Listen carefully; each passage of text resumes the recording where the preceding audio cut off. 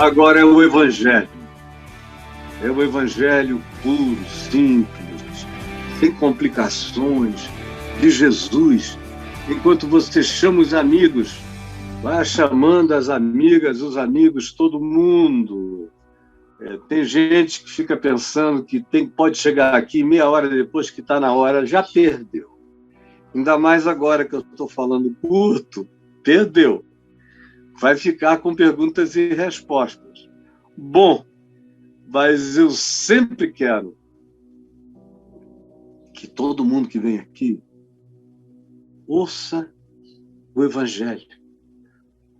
Simples, verdadeiro, carinhoso, para você, para mim, para todos nós. Então, chegue, chame, junte, venham. Mande o compartilhamento. Diga, está começando.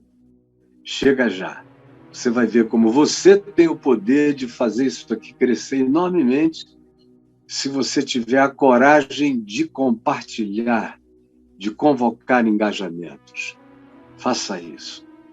Eu vou ler para nós o que você está vendo aí em Marcos 9, versos 49 e 50, onde Jesus diz assim, preste atenção, é uma das versões da imagem do sal, do significado do sal na mensagem e nas parábolas de Jesus. É um deles. E aqui está dito, porque cada um será salgado com fogo, que vai nos temperar, a gente não vai ser servido cru. Nós não seremos servidos mal passados. Aqui é uma picanha onde a gente cobre de sal e o sal bota todo o seu sabor porque tem fogo. E quando eu faço comida, churrasco, é só assim, não é nenhum tempero. Sal na gordura. E deixa o fogo queimar, aí derretendo, aí a banha começa a queimar, aí você dá umas pequenas furadinhas para o sal e a gordura atravessarem, depois que já deu uma pequena tostada no sal e ele se incrustou na banha da picanha, por exemplo, você vira. E aí vem aquela para você virar de novo e deixar o gosto entrar. Jesus está dizendo, cada um será salgado, porque tem sal, tem tempero.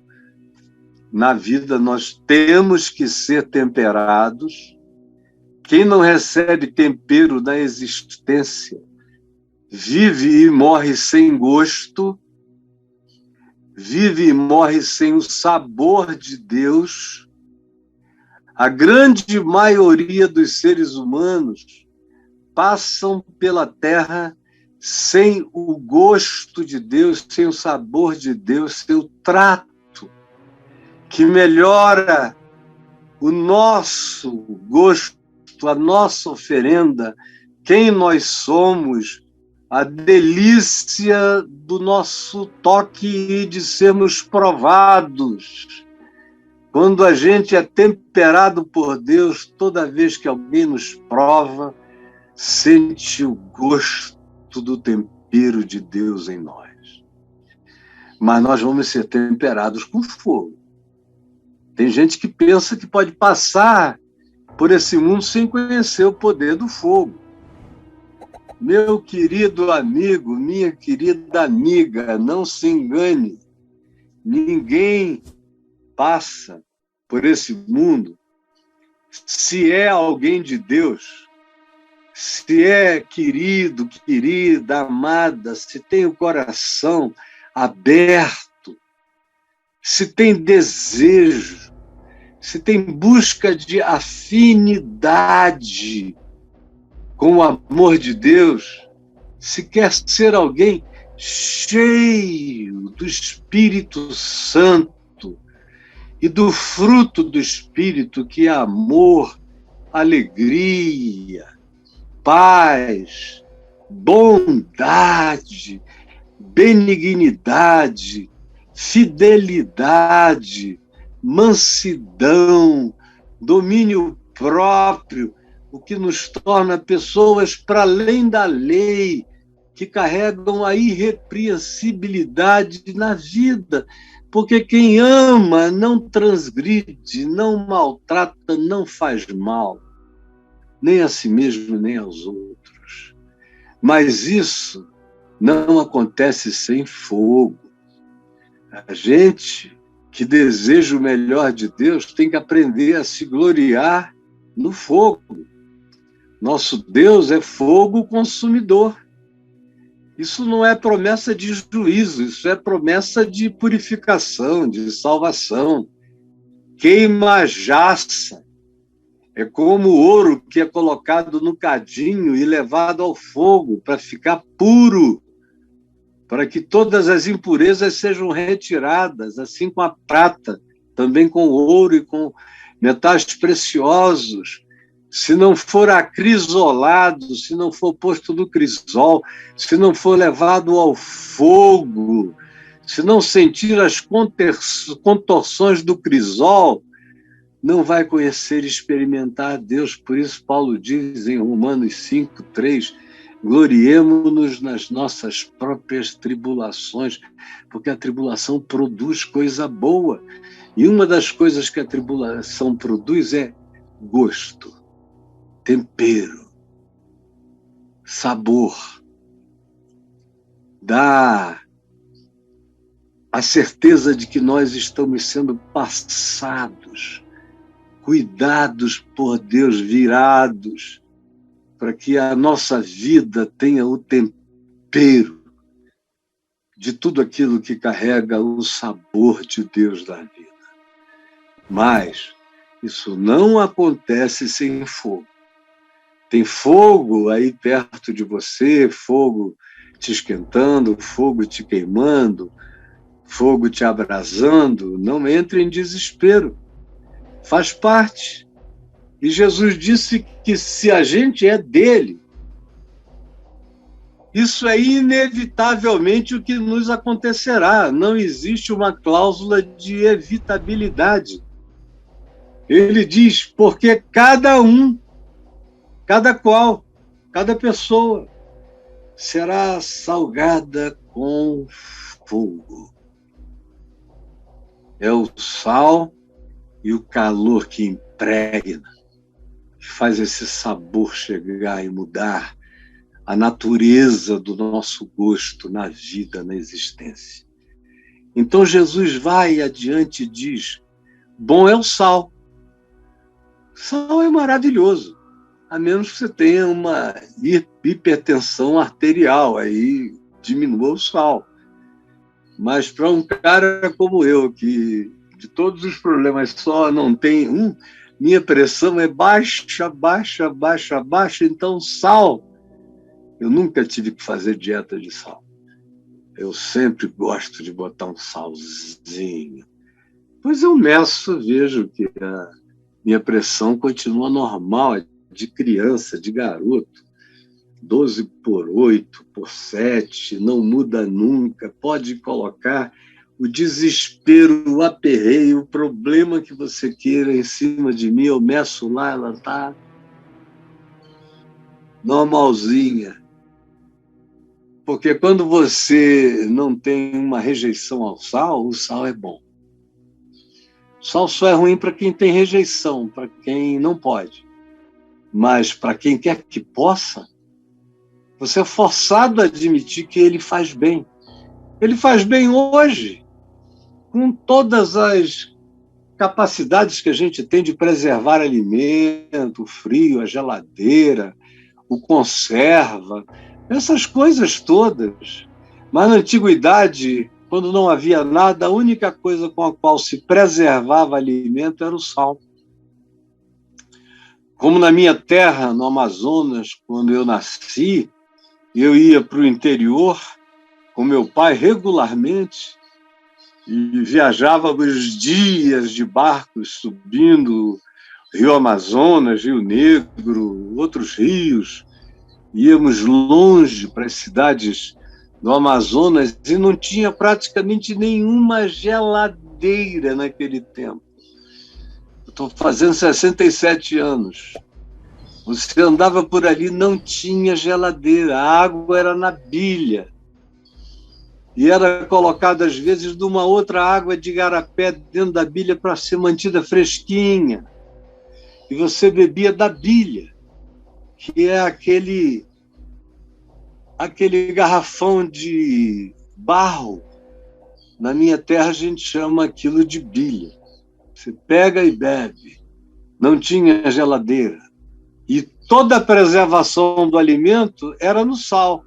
Ou você comia na hora, tirava o peixe do rio, na babinha, como o pessoal chamava, assava ou cozinhava e comia fresco, ou então você salgava ele todo, por dentro e por fora, e o pendurava para que ele virasse um charque e fosse preservado, porque o sal é bom para tudo.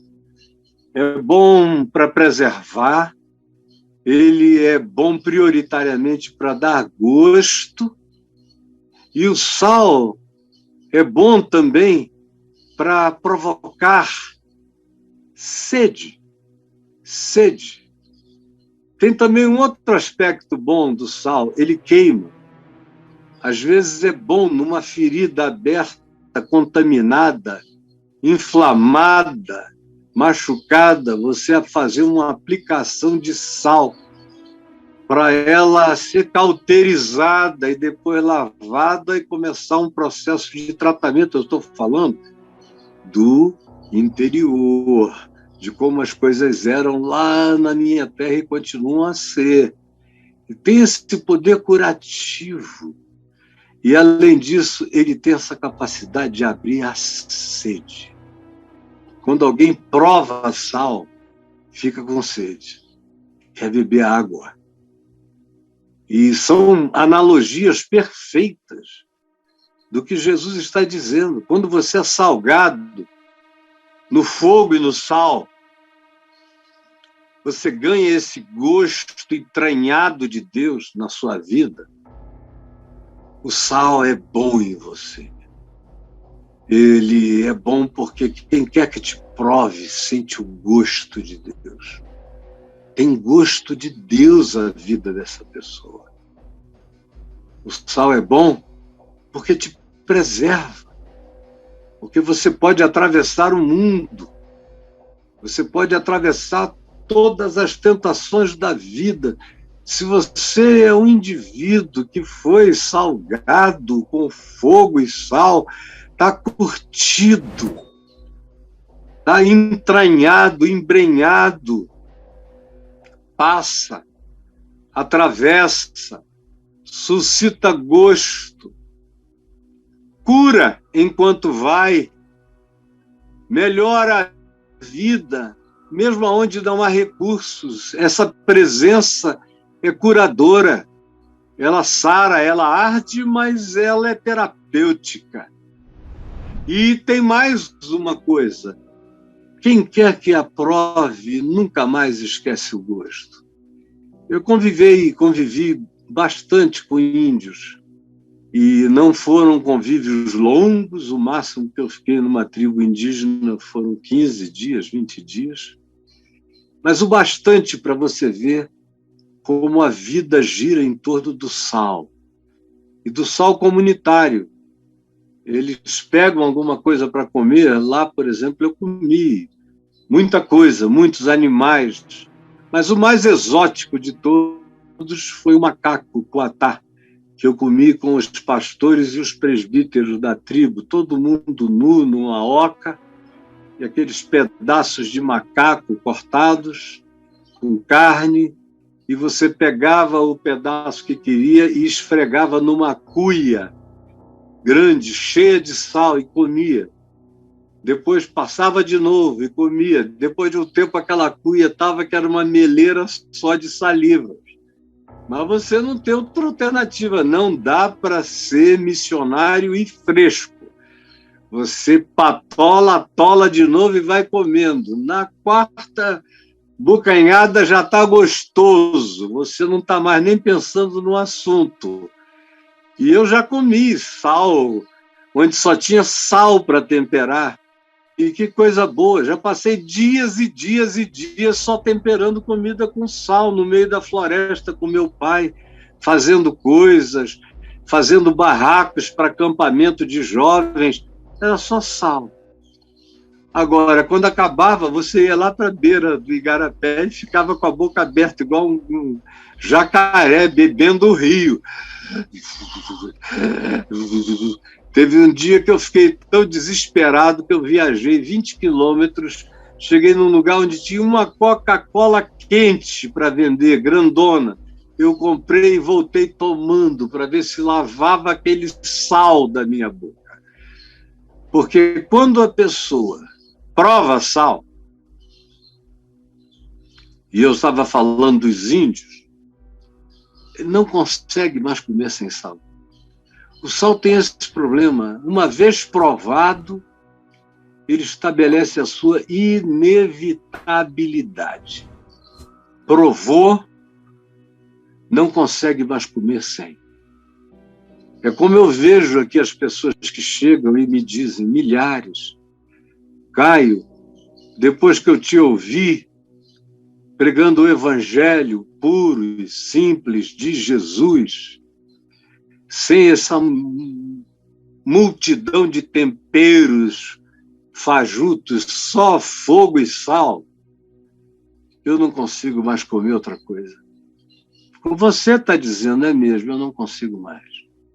Não dá para mais ouvir coisa alguma, não dá para seguir coisa alguma, não dá para acreditar em coisa alguma depois que você lambe o sal. Não dá mais para comer insosso. Por isso a vida daquele que um dia conheceu o Evangelho, conheceu a palavra, provou os poderes do sabor celestial, como diz Hebreus 6, e se afastou do gosto desse banquete, vive infeliz para sempre. Infeliz, infeliz. Os seres mais infelizes do mundo, os mais angustiados, os mais deprimidos, os mais aflitos, os mais panicados, saiba e creia, são os que conheceram o Evangelho e o deixaram por alguma razão. Por alguma razão. Quase todas elas humanamente justificáveis, porque tem a ver com o escândalo produzido pelos supostos representantes do Evangelho. Mas, em última instância, sem razão, porque nós fomos chamados para seguir Jesus e não homem nenhum. Mas a maioria segue homens. E aí, por algum escândalo, alguma coisa, vão embora. E passam anos e anos e anos infelizes, como eu vejo aqui também. Gente que diz, Caio, eu estava 30 anos sem querer nem abrir a possibilidade de ouvir o Evangelho. E quando me diziam que você era diferente, eu não queria porque achava que era mentira. Eu preferia até imaginar que podia existir alguém legal por aí, mas eu não queria ter a decepção de depois descobrir que não era e não vim. Mas depois que eu vim, eu percebi que eu estava morrendo pelo insosso da existência, pela existencialidade sem gosto, insossa, que me tirou todo o sabor da vida, porque o sal é bom e bem aplicado, ele é essencial.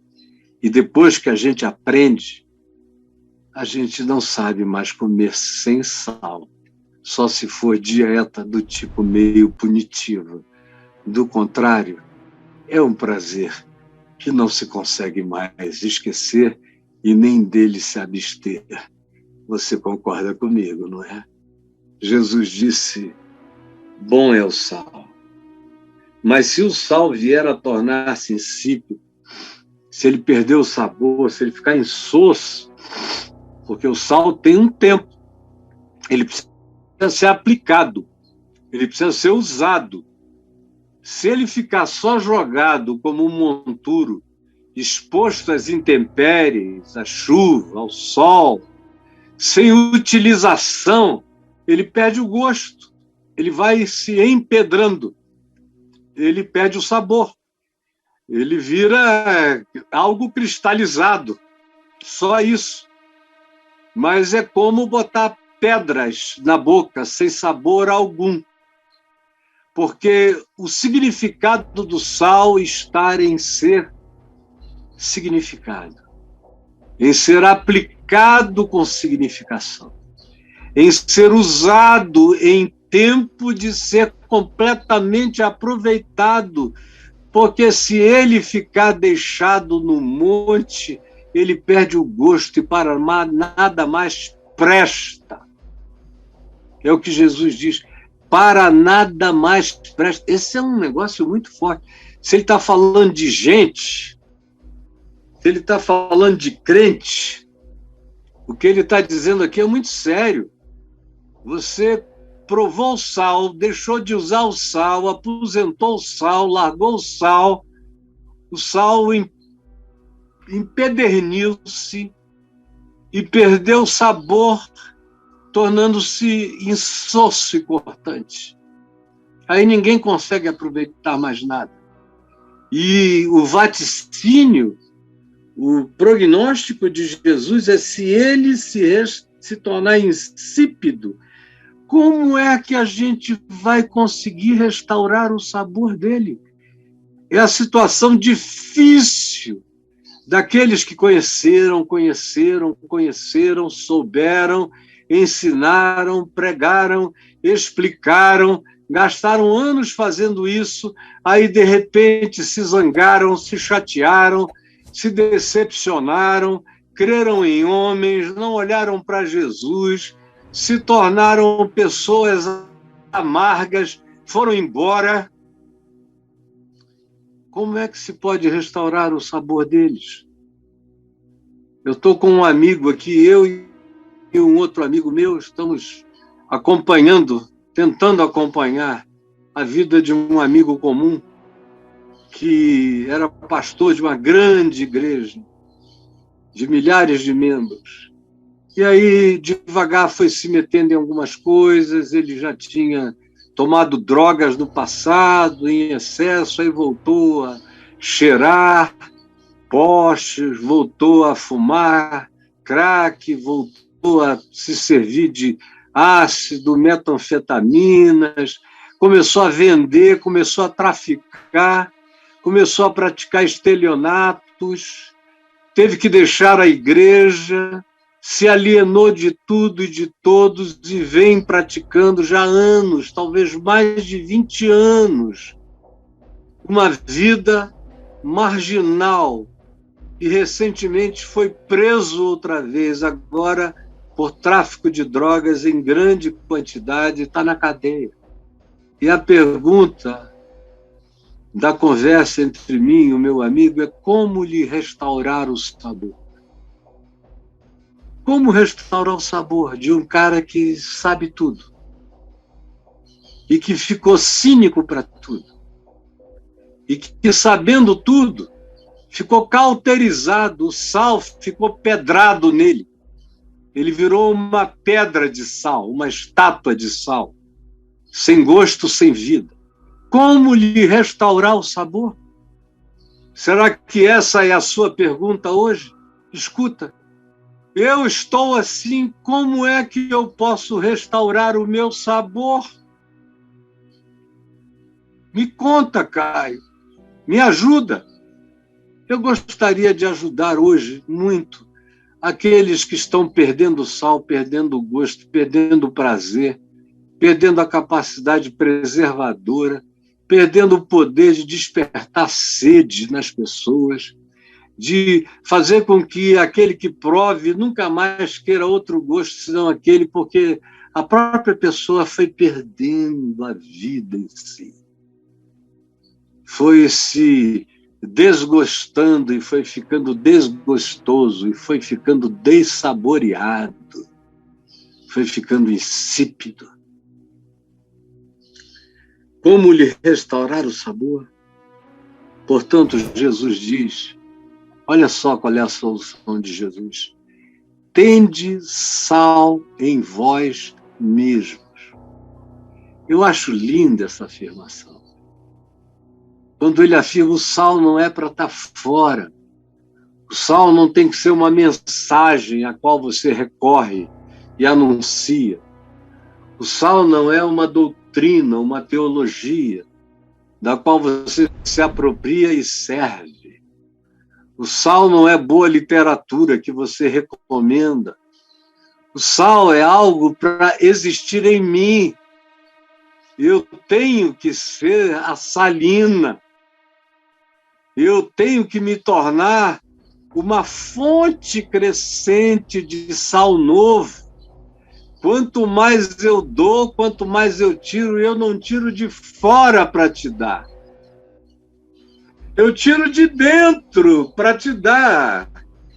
Eu não li, eu não fui procurar, eu não li livro nenhum para te falar o que eu estou te falando, não fiz nada. Eu só estou tirando de dentro o sal. Porque eu sou habitado por sal. Mesmo que me levassem a Bíblia para sempre, eu nunca mais tivesse acesso a nenhuma Bíblia, não mudaria nada na minha vida. O sal me habita para sempre. Eu carrego o sal em mim mesmo, o gosto está em mim. Eu já não estou lambendo de fora. O meu hálito já chega com esse gosto. Essa palavra já vem com esse tempero. Quem prova com os ouvidos e sente com o coração, descobre um gosto que é absolutamente irrecusável para o resto da vida. Por isso, para que você não se torne um sal insípido, que é aquele em quem o sal nunca habitou, o sal sempre foi uma informação exterior e que, como tal, perdeu o significado com os anos. O oposto disso Jesus disse: carregue sal em você. Seja você aquele em quem o sal está. E a gente sabe se é sal por uma razão simples. O sal é preservado em nós pela prática da paz e do amor. Repita isso comigo. O sal é preservado em nós pela prática da paz e do amor. É o que Jesus diz: tende sal em vós mesmos e paz uns com os outros. Qualquer pessoa que não tenha paz com os outros não tem sal em si mesmo. Pode falar de sal, cuspir sal, jogar sal nos outros, fazer tudo o que queira com sal, mas o sal não o habita. Esse sal vai virar pedra com o tempo. O sal só se preserva habitando em mim. Se o meu coração é um recipiente de paz e de amor, a qualidade do sal é preservada pelas minhas relações de paz e de amor. Quanto mais eu mantenho paz e amor, mais sal, mais gosto, mais tempero, mais poder de preservar, mais capacidade de provocar sede, mais poder de fazer a vida se tornar algo melhor. Acontece naturalmente em mim e de mim, porque o sal me habita e em mim ele é bom, porque ele tem as suas qualidades preservadas pela paz, de mim para contigo, de mim para com a minha mulher, os meus filhos, os meus netos, os meus amigos, os meus inimigos, com quem eu tenho paz. Tenho paz. Tem gente que, quando eu descubro que está me odiando, até não poder mais, eu dou uma ligada para ele e digo: escuta, eu tenho visto que você tem me odiado muito. Eu queria que você me explicasse o seu ódio por mim. Eu não contei nem para minha mulher, mas eu fiz isso 3 vezes no ano passado. E nenhuma das 3 pessoas conseguiu me explicar. Eu falei: não, você pode simplesmente dizer que não há razão, que você só tem uma grande antipatia. Já está bom. Uma grande inveja, uma grande mágoa, já está bom. Agora, não sendo nada, meu amigo, você está doente. E todos eles admitiram que estavam doentes de mim, e choraram comigo e oraram comigo. E eu falei: então vamos parar com isso, porque a única coisa que eu tenho para te oferecer é bom sabor. Porque no que depender de mim, como disse Paulo, eu terei paz com todos os homens. Mesmo quando eu tenho que dizer uma coisa que eu não gostaria de dizer sobre alguém que está fazendo coisas muito erradas, eu tento dizer com uma certa meiguice, para que sempre haja volta, sempre haja a possibilidade de um diálogo, como tem acontecido com todos. Com todos. Porque bom é o sal. E eu o tenho em mim mesmo. E a única maneira dele se manter salinamente saudável e vivo em mim é se ele habitar o recipiente da minha paz com o meu próximo. E se ele for involucrado no recipiente do amor, do carinho, do perdão, da compaixão, da misericórdia. Aí a vida vai ficando cada vez melhor. Quanto mais o tempo passa, mais gostoso você fica. Quanto mais o tempo passa, mais gostoso você fica. Essa é a promessa de Jesus. Ele não diz que você vai ficar rico, aquilo, mas ele diz que você vai ficar irremediavelmente gostoso, gostosa. Quem quer que prove a sua vida vai querer provar mais, mais e mais. E o gosto da sua vida é o tempero do Evangelho. É o tempero do sal que se embrenhou na vida pelo fogo da verdade. Jesus, eu te imploro que essa palavra singela, infantil, entre no coração dos mais calejados e os quebrante e os leve ao choro, à dor, ao arrependimento, à conversão, à transformação, à decisão de se expor, de se deixar temperar, queimar, para ser habitado pelo gosto do Evangelho e da vida de Cristo. É o que eu te peço que aconteça agora, esteja acontecendo na vida de milhares. Em nome de Jesus. Amém. Amém, amém.